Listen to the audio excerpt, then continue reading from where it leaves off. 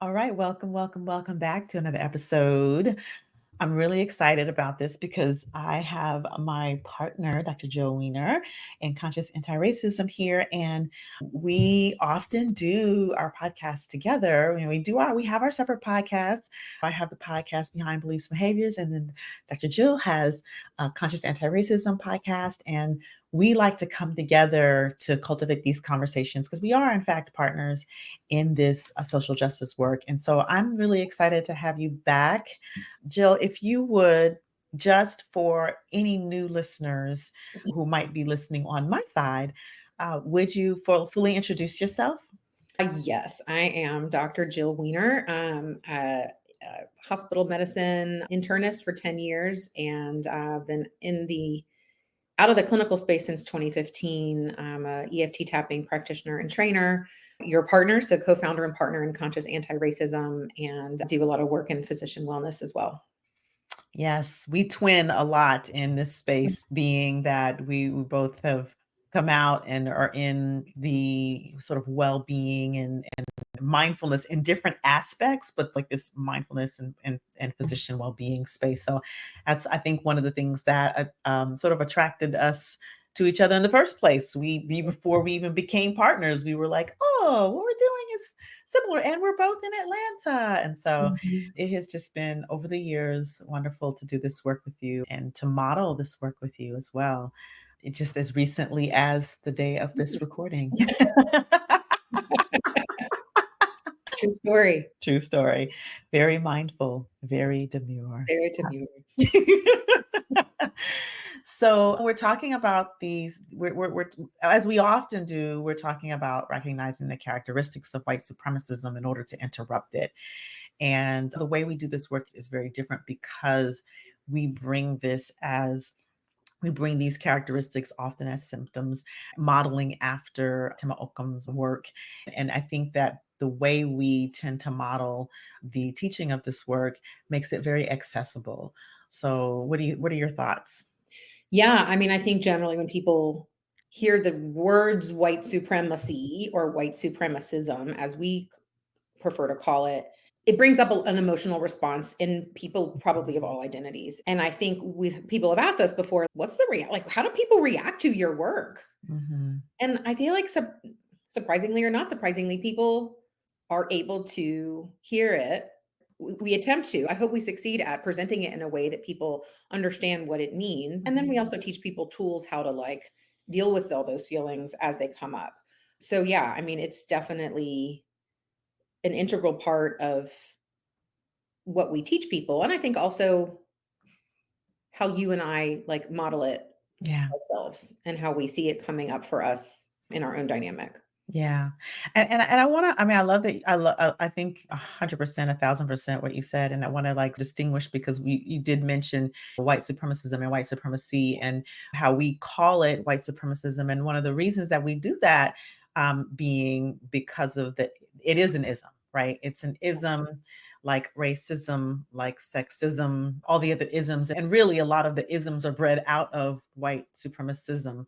So we distinguish it as an ism because it is something that can be shifted and changed, like most isms, Yeah. as opposed to an E, which is a diagnosis that could be more permanent or like a part of a person's permanent personality. And so I just wanted to, because you mentioned it, I wanted to bring that up. That's why people say, well, why do we talk about trauma a lot together? And why do we say activated versus triggered? And we talk about that in the Yeah. spaces as well. So I think it's useful. I agree with you. I think that we have been told many times in the work that we've done that because of the way we present the characteristics and or even as symptoms, being that we are of medical background, it allows people to step a little bit back from the emotion of it and view it more from an observer perspective. Mhm. And when you can view something, I think personally, and this is in the work part of the course, we talk about the three positions of listening, and one of them is the observer position. So when you can observe something and see it for what it is, then you can look at, well, how does it show up in me? How does this Yeah. thing, this object, this thing that I'm examining, what are the areas that I can see and relate to, that I see myself doing it or that I see it out in the world? And I think that's one of the ways that makes it more palatable or more digestible for people. Yeah. Yeah, absolutely. I mean, I think people hear white supremacy and they think KKK. They think Confederate flags, they think tiki torches and white nationalism. And I feel like when we first started doing this work together, it felt like those things were more fringy than they are now. But I think you and I always talk about that those things are the fringe, Mhm. but the fabric is the white supremacy or the white supremacism. Those things are part of it. It's like they're under the umbrella of it. But white supremacism shows up in all kinds of way that don't even look like race or any kind of identity dynamics. So I think for people to understand that, like, it's all of those things, those scary things that we want to Mhm. point our fingers at and say are not us. And then it's also these ways that our culture is permeated and created and perpetuated to keep white people in power. Right, right. And yeah, Yeah, no, absolutely, absolutely, and I have to agree that these things that we used to call fringy are not so fringy anymore. I mean, yeah, I think that unfortunately what we're seeing is they are popping up more frequently in the fabric, and it is, I think that there's a lot of fear w from the people who feel that they're losing power yeah, and they're gripping on for dear life. And I think that's why we're starting to see this, the perpetuation and fear being one of the biggest characteristics, yeah, right? One of the how I would say how it all began. It's inciting fear, like it's violence and fear and being perpetuated. And then there are all the other things that evolve out of that fear, like the paternalism, like the only one right way, like the either or the binary, like all of those things evolve out of this fear. Yeah. yeah, absolutely. And yeah, like the defensiveness coming out of that. And you think it might be fun to talk about our dynamic this morning? In Yeah, yeah, yeah. And what I'll say, just put a little point, a period on that is not a period, but like a semicolon. Yeah, my punctuations today. your But it's worship of the written word. worship of the written word, girl. In effort to control. So fear, all of these things that sort of like evolve out of fear in the effort to control an outcome that really doesn't need to be controlled, like from a place of scarcity. Yeah, and the wanting to this keep the status quo Right. exactly where it is. Exactly. So, fear mongering to keep people from banding together. Mhm. So, if we keep everyone scared of all the other people that are coming to get their jobs and their everything, Mhm. then they won't realize that they have much more in common with each other than they do with the power structure, and fear to speak up, fear to challenge authority. So, yeah, I mean, it's used in so many ways. It's frightening. I mean, divide and conquer didn't come from nowhere. Exactly. Yes. True. Mhm. True. So I think one of the ways that it's everywhere, this culture of it, these characteristics, we've named a few of them: paternalism, only one right way, the binary either or. We're naming these things. And if you don't know what we're talking about, that's okay. But what we're talking about is these sort of characteristics of our culture that show up in different ways. Mhm. And they're sneaky, I think, because we can all recognize racism, hopefully, Mhm. when it's a racial slur or if Mhm. it's a not microaggression where aggression where people are getting better at recognizing those things. But Mhm. when these characteristics show up, they're in all facets of our life. Mhm. Anybody can be perpetuating them. It's just Correct. not like only white people perpetuate them. Mhm. And we can talk about the kind of internalized aspect too, Yeah. but this isn't like a you were paternalistic to someone one time, therefore you're a racist. Like it's not Right. that correlation. Mhm. It's that recognizing that the concept of paternalism upholds current power structures and it Mhm. upholds systems of oppression. I know better than you, therefore I make decision for you and don't listen to your voice. So even things like that we can think about. And then in our own dynamic, we name it all the time. And it's like, for me, it like releases when I see that it's part of a bigger thing and I'm aware that I am perpetuating it. I don't know. I feel like I take it like less of a personal shame on myself, Mhm. more of a, oh, okay, this is the thing that I'm doing. How can I be accountable? Acknowledge it and shift it. Yeah. Yeah. I love what you said about just because you exhibit a characteristic doesn't necessarily mean that you're a racist. And you can be responsible for the behavior that's bred out of a characteristic of white supremacism. So, as an example of what you said, just like another way to think about it is if you make a mistake, doesn't mean you're a bad person, but you can be accountable for the mistake and then correct the behavior so that you don't cause harm. So this happened in like a microcosm with my son having a communication faux pas with an adult and his best friend. And so we had a conversation about that. And I think this is so important. And I'm speaking like as a parent, but I'm also speaking as a parent to other parents who are raising children who don't look like me, right? To understand that, yes, we make mistakes. Making a mistake doesn't make you a bad person, and you still must be accountable for the behavior and Yeah. change the behavior, right? And so it's how it like on a very personal level shows up, right? And then of course you talked about our dynamic. We make communication faux pas all the time. And just because I or you communicate in a particular way, it doesn't mean, oh, like we're bad people. Oh, we're going to break up. Oh, like that kind of thing. It just means, all right, this didn't work. Now and one of the things that we model very well is keeping the dialogue open. Okay, Yeah. what didn't work about it? What could have worked better about it? How do we now make it work the next time? Here's what you could do, Jill. Maisha, here's what you could do to Yeah. help me. And I often share with people what one of my favorite phrases, and I think you know this because you've heard me say it a lot, is the way my brain works is Absolutely. It's like a constant, like in math, and I don't remember exactly how to define a constant, but it's like a thing that's true no matter what.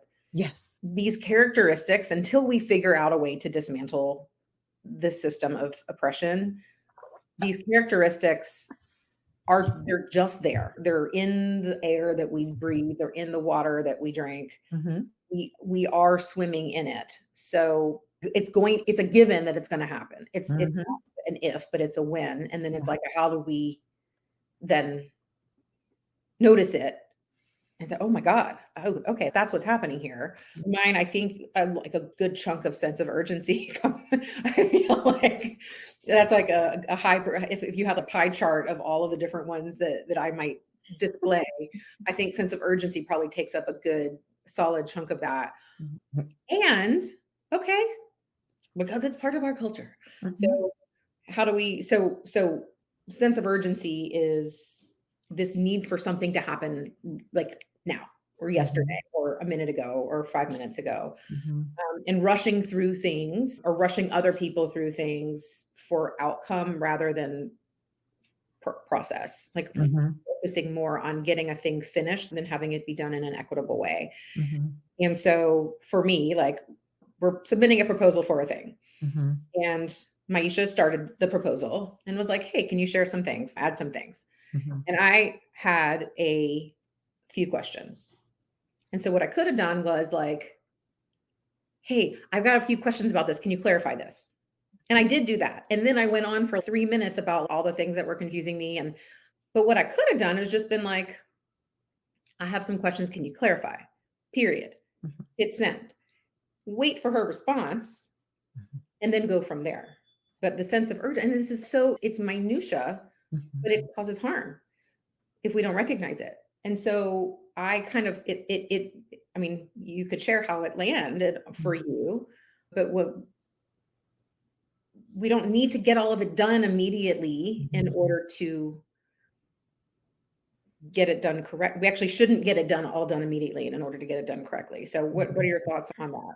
Yeah, it's interesting as you talked about sense of urgency, what I noticed in my own as I listened to the communication, and then my own sort of automatic response was the need to pull back, Mm, like, from the urgency of responding, and I didn't notice that until just now, because my now we talk about the characteristics, mine and how we often see it manifest in, well, I don't wanna make a generalization. I'll say mine is right to comfort. So it's yeah. the internalized version of right to comfort, like my need to make things comfortable for other people all of the time.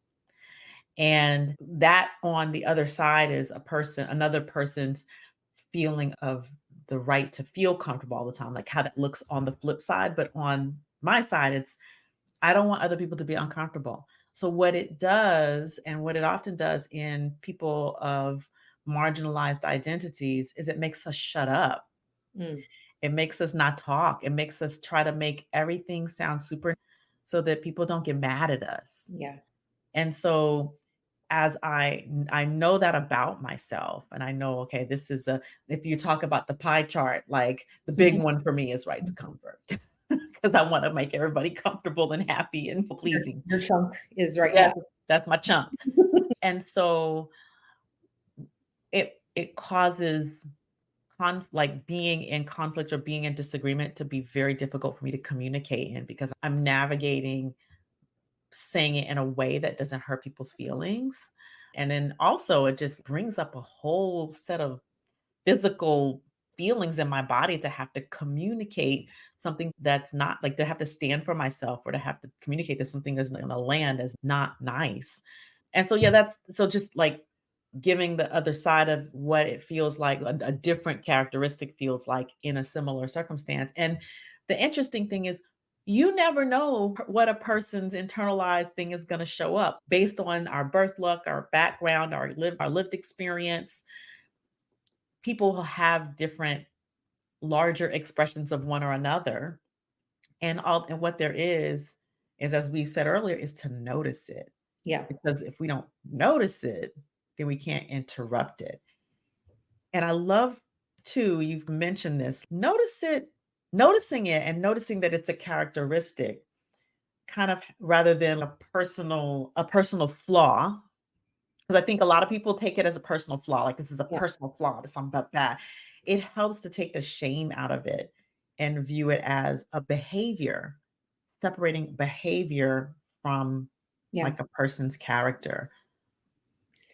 I think it's funny how you mentioned at the beginning how it all comes back to fear underlies right to comfort. Mhm, And if you had been afraid to speak up, if you might have actually been afraid, but if that had been strong enough that it stopped you, and or if I was not a safe space for you and I were to get defensive mhm, when you brought stuff up to me or deny things, which is another characteristic, mhm. then that keeps that power dynamic in place. That's right. The person is not able is too afraid to speak up, or they're afraid of causing discomfort, or a person is I must be comfortable at all times. I cannot be challenged. Mhm, I can't have anything wrong with me. Those are keeping the thing. And now you and I are equals in this business. mhm, We happen to be a black woman and a white woman. I can also have sense of urgency with another white person, mhm. and you can have right to That's comfort right. for you with another black person. So it's Mhm, we do happen to have that racial difference, but mhm. it's not like it's only there because we are of different racial identities. That's right. So can you talk a little bit about internalized? Because like there's like complexities to all of this that Yes. we've like alluded to. Mhm. But can you talk about that? Yeah, yeah. I think it's important to understand that, it's like you said earlier, this ism is baked into the water we drink and the air we breathe. It's just there. And so when you're born into a culture of white supremacism with all these various symptoms and characteristics, it's like when you're born into a family and the family has a certain set of rules, right? These are the things that you do. These are the things that you don't do. These are the things that you say. Come home by the time the street lights are on. What goes on in our house stays in our house. I'm talking about like certain rules. You have a certain rules. You're born into those rules. You automatically assume those rules. It is the same with this ism, right? We're born into a culture with a certain set of dynamics and rules that were baked in some 500 years ago, right? Or longer. And so we, even though we as in, speaking we as in people who share my identity as a woman and maybe and person of color, Black woman, right? Any person of any marginalized identity born into this then breathes the air, assumes these certain rules without knowing it. Because there's the spoken rule and then there's the unspoken rule. Yeah. There's the observation of society from which we learn. So then, yes, we are going to internalize some of these characteristics unknowingly, unconsciously. And the key is to be willing, because it's easy to then want to deny it. Well, good, guess what? That's a characteristic. It's easy to want to get defensive. What? Guess what? That's a characteristic. Because guess what? That's what we learned how to do. Right. But when we start to slow down and allow ourselves to say, oh, you know what, these are characteristics. How does this apply in my life? How am I manifesting this? And how is it harming myself or others? Because in in our community, there's a lot of transphobia, homophobia that can be stated, right? And so and misogyny, it shows up in every community because it is an ism.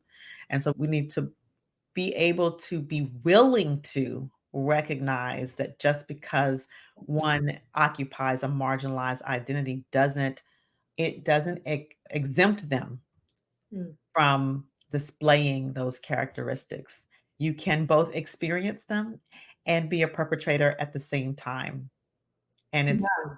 important to understand that as women, as people of color, as I don't occupy another, like I don't occupy a trans or another gender identity other than the one that I occupy, which is that of woman, female. And so I can't speak from that space, but what I'm saying is that no matter what marginalized identity you occupy, there's anti-Blackness in the trans community. Surprisingly, there's like misogynist, paternalistic kind of stuff that goes on in the trans community as well. And so it's hard to say because, well, can you wouldn't think it, and it is what it is. Yeah, absolutely. I mean, I see that in my community as a Jewish woman, like that's complicated enough. Mm, Having this like identity that I can usually hide, that I'm trying not to hide, and then bring in Israel. And then it's all of a sudden like all of the things because with the Jewish identity, we have an identity of being oppressed and marginalized. mhm, And we also in some ways, I think in Western society, we do have some power, but also like specifically in Israel, we are Israelis, Jewish Israelis are the oppressor. mhm, And so much shows up. Like I see right to comfort showing up all the time in my community. mhm, These earrings that I'm wearing are watermelon earrings, are a symbol of Palestinian solidarity. And I've been told that I'm not allowed to wear them in certain people's presence because it makes them uncomfortable. mhm, It makes them feel activated and it makes them feel like they're being harmed by a mhm, pair of earrings that are a piece of fruit. And so there's this right to comfort, mhm, and there's only one right way is another one. mhm, You cannot be Jewish and not support Israel. mm, You cannot support Palestine and still be Jewish, which mm, is so these binaries, that's only one right way. And the binary, those are things that keep us separated. mhm, And instead of focusing on our collective belonging to just owning our unique place in this world. Like mhm, we're blamed for all the problems mhm, and we have a lot of privilege and we mhm, have white Jews have a lot of proximity to whiteness. mhm, But like when we don't own that, then we end up being the oppressors. So it's such a weird place to be. And then we don't own our anti-blackness in our community. We don't own our own misogyny that we may have. And we can, because when we don't own that it happens to everybody, then we keep pointing our fingers at other groups and we say, you have to never offend me. You can't ever cause harm to my group.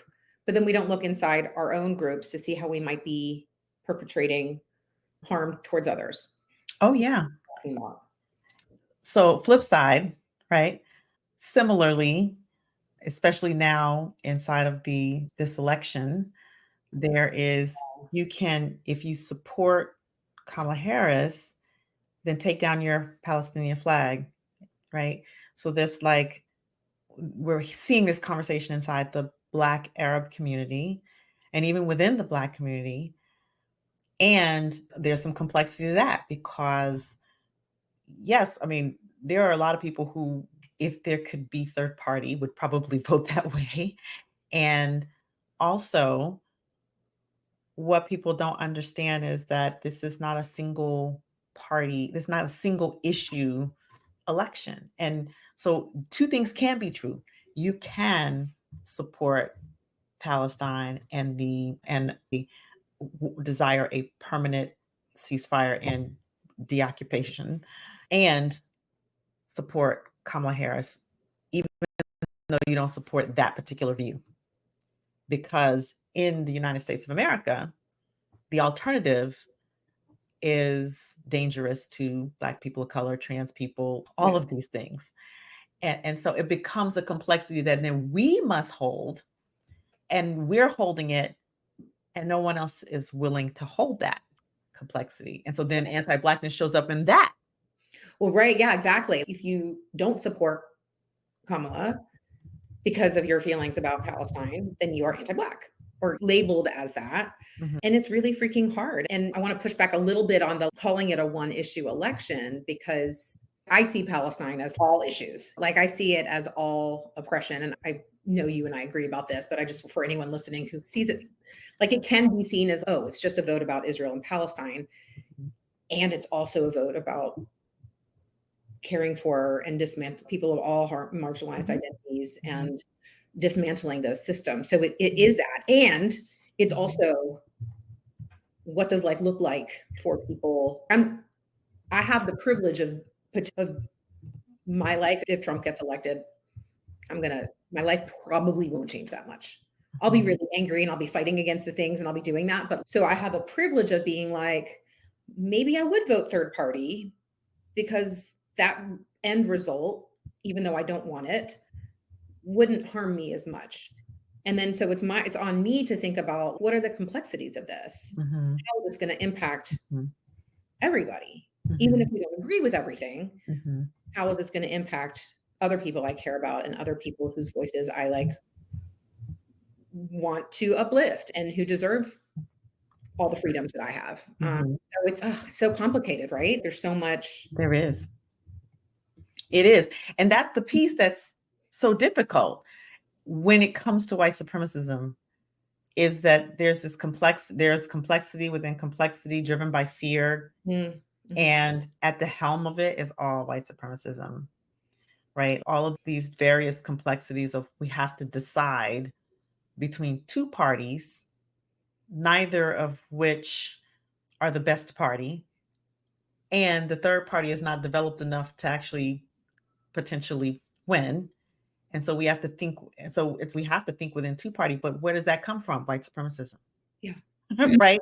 That's the problem, right? Yeah. So dismantling that is really at the bottom line, dismantling it, and then recognizing that this is a Titanic that doesn't turn around very quickly,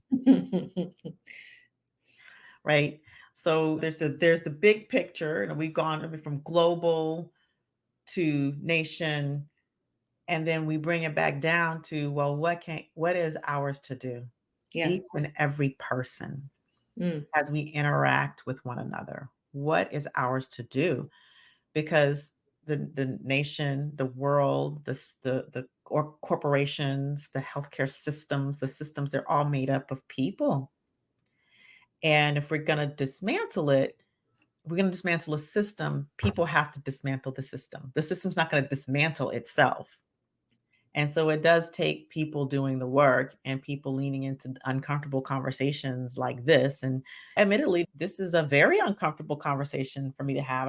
I am clear that I do not like talking politics in public Mm. because like the amount of landmines that exist.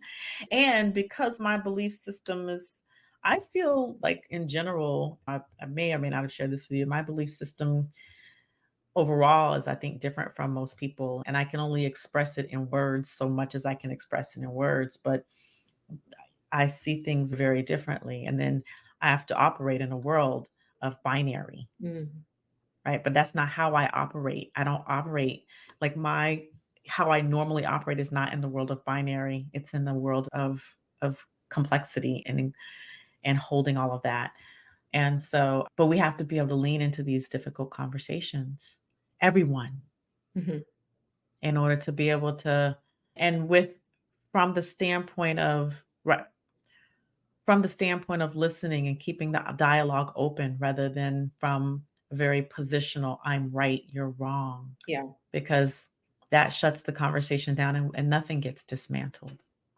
I think when we can it's funny because we talk about I think we talk about the binary and we also talk about, like, complexities, but we don't always talk about dialectics, and that's the, like, more than one thing can be true. I feel like we don't as explicitly talk about that with white supremacism culture as much, I think, and maybe I'm wrong about that, but, like, that we have I mean, that to me is emerging as, like, top contender for the most important one to dismantle, because if we don't allow there to be space for more than one thing, we are never gonna be able to find any solutions to any of Mhm, the problems we have. I mean, you think about environmental justice mhm, and the environmental justice that's happening in Gaza right now. Guess what? mm, Gaza right next door to Israel. mhm, It's going to impact Israel too. And so these things that the reproductive justice, not having mhm, access to healthcare in Gaza, like all of these things mhm, impact the people in power too. They mhm, don't just impact the people who are marginalized or who aren't in the top of the power structure. And so if we aren't able to dismantle those, we end up fighting for things that are harming us too. Um, right. and none of that makes any sense, but we can't see it until we allow ourselves to have some complexity inside of our brains. That's right. That's right. Yeah, I mean, and just to for those who are we say we use the word binary and dialectics, but it's really either or, either this then that or that. It's us versus them. It's right versus wrong. It's invalid versus invalid. It's good versus bad. It's the versus, Yeah, right? That's the binary and that's all that we see in the social medias, in the medias, right. you know. And it doesn't mean let's take both sides. Both sides are right. Mhm, Like, it's not like a, oh, the people marching are all good people too. It's not mhm, that kind of a thing. It's honoring lived experiences, more than one lived experience, and not having, even if they seem to be opposite, it's okay for two things to seem to be opposite, but both still be true. mhm. And it's the allowing for the both and lets empathy and compassion seep through. Mm, And you can still hold your position and still have empathy and compassion for others, right? yeah, Yeah. absolutely.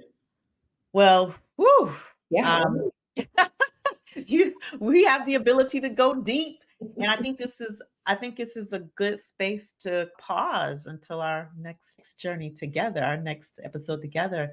I think that one thing I think that people could potentially take away, and I would love for you to share your thing as well. So I think that sitting in the space of this, examining where you're in the binary, I think that is if you were to take away anything, examine where you're in the binary and you're not holding complexities for other people's lived experience. yeah, and that can be anywhere. It can be family dynamics. Mhm, It can be nothing to do with politics. mhm, So look for it in the places that you may not expect it, and yeah, that's maybe where it will, oh, that's where it that's right. comes to life there. Yeah. I'd also love to hear if anyone's watching all the way here or listening to all the way to the end. I'd love to know if anyone has anything else that they would love for us to discuss in the future. We Mhm, have some, I think, lovely ideas. And it would also be interesting to hear from people if they have found this helpful and if there's other things that they're like, I don't quite understand this. Can you mhm. talk about that? Would be something to put in the comments or to reach out to one of us. Absolutely. Well, so with that, I'll thank the listeners for listening because without the listeners, there's no podcast.